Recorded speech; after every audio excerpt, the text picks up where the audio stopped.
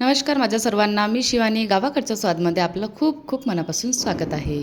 तर आज मी तुमच्यासोबत शेअर करत आहे पोटॅटो वेज कटलेटची रेसिपी, ज्याला आपण वेज कटलेटसुद्धा म्हणू शकतो आणि पोटॅटो कटलेटसुद्धा म्हणू शकतो. हे जास्त प्रमाणामध्ये आपल्याला लग्नामध्ये वगैरे किंवा कोणत्याही फंक्शनमध्ये अतिशय प्रमाणामध्ये दिसते आणि हे खायला अतिशय टेस्टी वाटते. म्हणून मी म्हटलं चला तर घरी बनवूया आत्ता. तर काय करायचं, त्यासाठी आपल्याला उकडलेले आलू घ्यायचे आहे. 5 ते 6 मी आलू घेतले उकडलेले आणि त्याला आपल्याला किसणीने किसून घ्यायचं आहे. हाताने मॅश करण्यापेक्षा किसणीने किसलेलं बरं असते. त्यानंतर आपल्याला त्यामध्ये मटर टाकायचे आहे. तर तुमच्याकडे फ्रोझन मटर असेल तर तुम्ही डायरेक्ट टाकू शकता फ्रोझन मटर. सपोज नसले, फ्रेशवाले असले तर त्याला बॉईल करून टाकायचं. नंतर त्यामध्ये तुमच्या आवडीनुसार भाज्या टाकायच्या आहे. तर त्यामध्ये मी गाजर, कांदा सोबतच यामध्ये मी कोथिंबीर, मिरची आणि अद्रक टाकलेला आहे. तुम्ही तुमच्या आवडीनुसार शिमला मिरचीचा सुद्धा तुम्ही वापर करू शकता. नंतर यामध्ये आपल्याला जिरं टाकायचं आहे आणि 1 चमचा जवळपास काळी मिर्च पावडर टाकायची आहे. नंतर थोडीशी हळद टाकायची पाव चम्मच आणि आमचूर पावडर, जिरा पावडर आणि काश्मीरी रेड चिली पावडर टाकायचं आहे व चवीनुसार मीठ टाकायचं आहे. जे बेसिक मसाले आपल्या घरी थोडेफार असते तेच टाकायचे आहे. खूप जास्त अशा यामध्ये मसाल्याचा वापर करायचा नाही आहे. फक्त मी हे जिरा पावडर फक्त आवडीनुसार टाकलेलं आहे. याला तुम्ही स्किपसुद्धा करू शकता. नंतर हे सगळं आपल्याला मिक्स करून घ्यायचं आहे. बाइंडिंगसाठी तुम्ही यामध्ये ब्रेड्स क्रम्ब असेल ना तर ते सुद्धा तुम्ही टाकू शकता, बट आवश्यकता पडत नाही. बरोबर आपल्याला बाइंड करता येते, यासाठी मी यामध्ये टाकले नाही. नंतर बारीक शेवई घ्यायची आणि तिला असं बारीक तोडून घ्यायचं, चुरा करून घ्यायचा त्याच्यावाला आणि त्यालासुद्धा साईडला ठेवायचं. सोबतच नंतर 2 ते 3 चम्मच मैदा घ्यायचा किंवा कॉर्नफ्लॉवर घ्यायचा. त्यामध्ये थोडंसं पाणी टाकायचं आणि त्याची स्लरी तयार करून घ्यायची आहे. स्लरीसुद्धा तयार आहे आणि बाकीच्या वस्तूसुद्धा तयार आहे. तर आता आपल्याला कटलेट बनवून घ्यायचं आहे. कटलेट बनवण्यासाठी जो आलूचा मसाला आहे तो थोडा हाताला चिपकते, म्हणून थोडंसं तेल लावून घ्यायचं. तेल लावल्याने तितकं आपल्याला म्हणजे चिपकणार नाही आणि बरोबर कटलेट तयार करता येईल. तर तुम्ही तुमच्या आवडीनुसार ज्या शेपमध्ये करायचे असेल ना कटलेट, त्या शेपमध्ये तुम्ही बनवू शकता.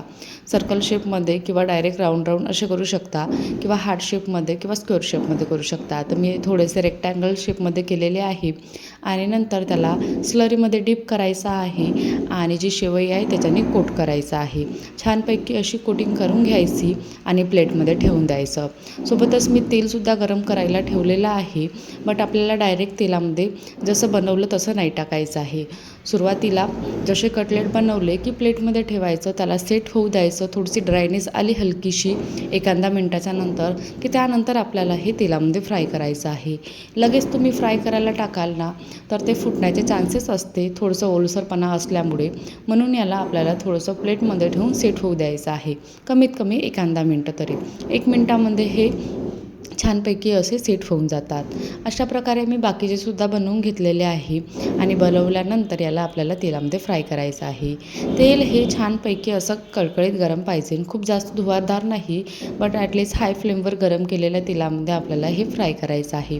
लो फ्लेमवर बिलकुल करायचा नाही. लो फ्लेमवर केल्याने हे फुटतात.